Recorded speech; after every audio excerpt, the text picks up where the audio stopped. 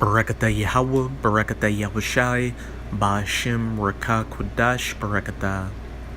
First and foremost, I want to give all praises, glory, and infinite honors to Yahweh Ba'ashem Yahushai.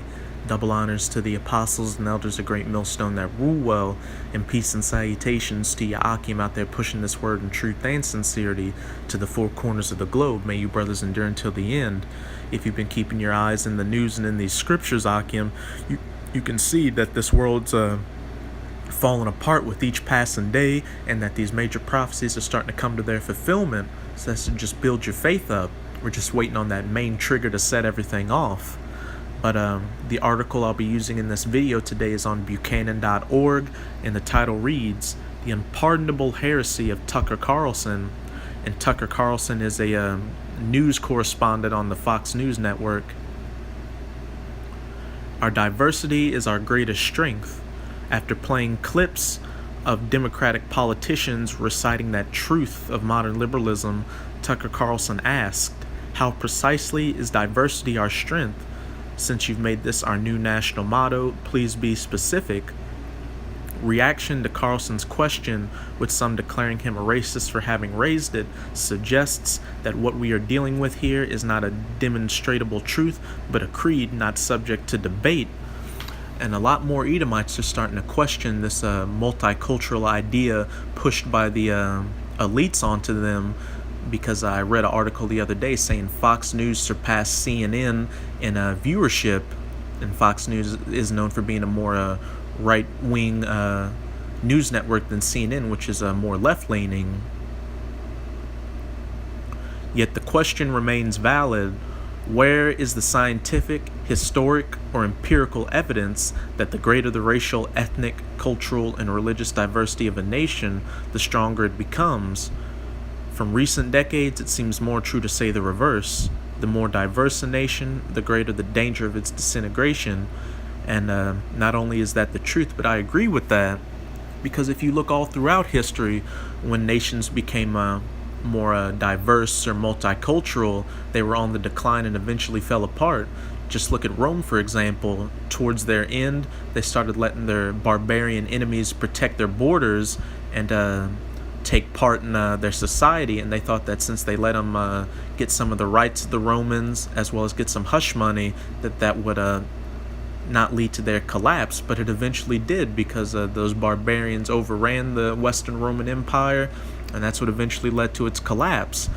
And also, the same thing happened with the nation of Israel. We started hearkening unto the ways of these heathen nations around us and taking on their customs and not following the ways of Yahweh Ba'ashem Yahushai, and that led to Yahweh Ba'ashem Yahushai taking that protective covering from off of us and allowing these other nations to take us away into captivity.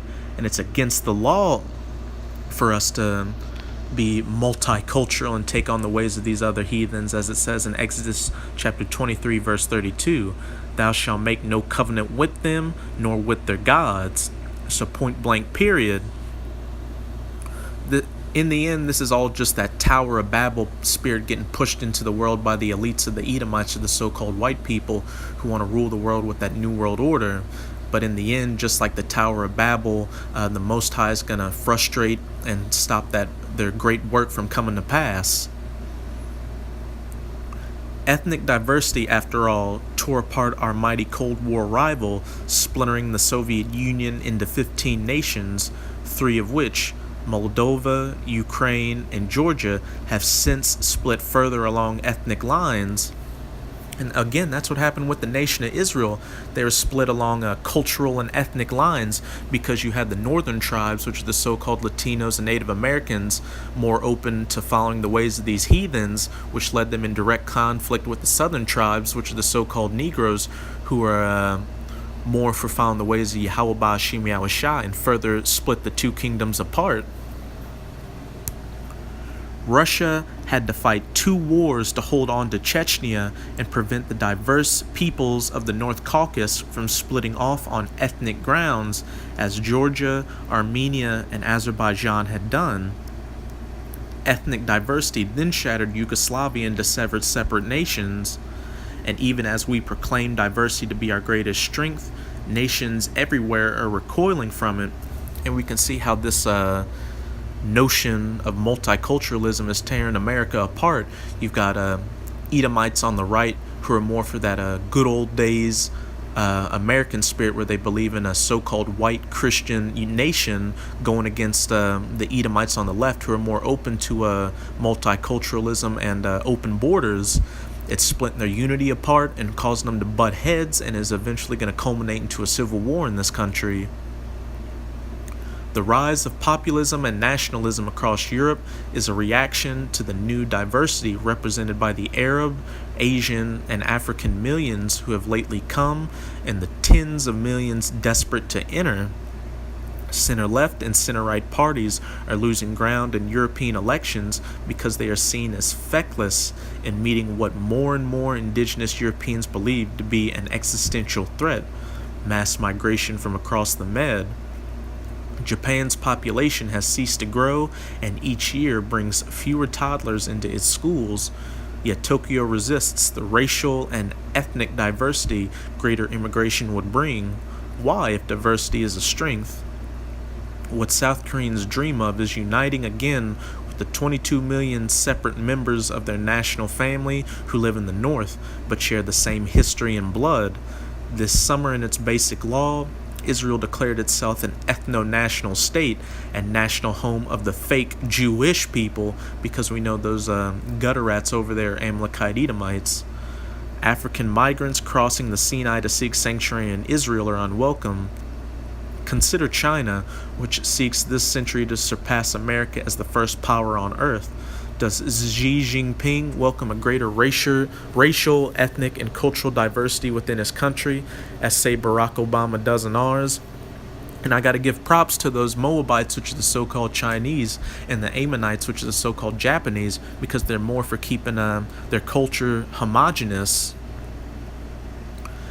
In his western province of Xinjiang, Xi has set up an archipelago of detention camps. The purpose?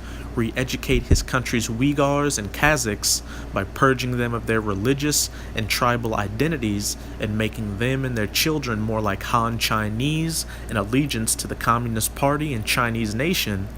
Damn, they're putting that work in. But that's what's going to happen to a lot of you so-called Negroes, Latinos, and Native Americans in America. Y'all are going to get thrown into those FEMA detention camps, where you're going to be forced to pledge allegiance to Esau's system, which is that Mark of the Beast microchip.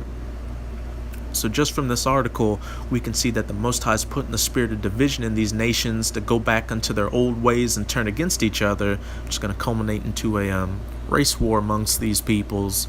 And this brings me to Matthew chapter 24, verse 7 through 8. For nation or race of people shall rise against nation, and kingdom against kingdom, which we just read about in this article.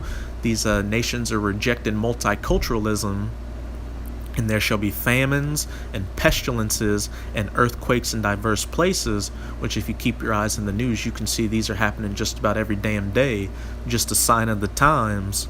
Verse 8, all these are the beginning of sorrows. We haven't even gotten into the nitty-gritty yet of Jacob's trouble, when those civil and race wars really start popping off, and then there's going to be that mandatory implementation of the Mark of the Beast, which again is that RFID or NFC microchip.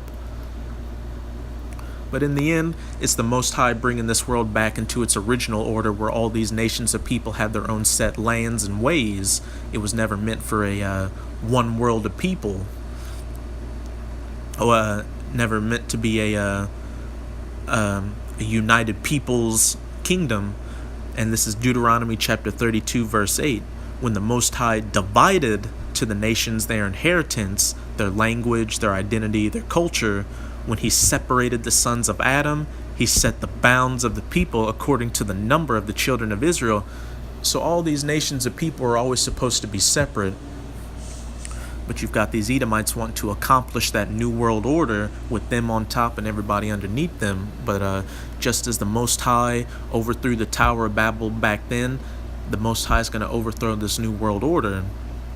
I'm going to close it off in Genesis chapter 6, verse 8 to show that all nations of people are not supposed to be one, that there's supposed to be division between them, because the Most High has this favorite, which are the children of Israel, you so-called Negroes, Latinos, and Native Americans, which are going to be on top when we come back into our power seat, and these other nations of people are going to be beneath us. Genesis 11:6, and Yahweh said, Behold, the people is one, and they have all one language, and this they begin to do, and now nothing will be restrained from them, which they have imagined to do. Go to, let us go down, and there confound their language, that they may not understand one another's speech.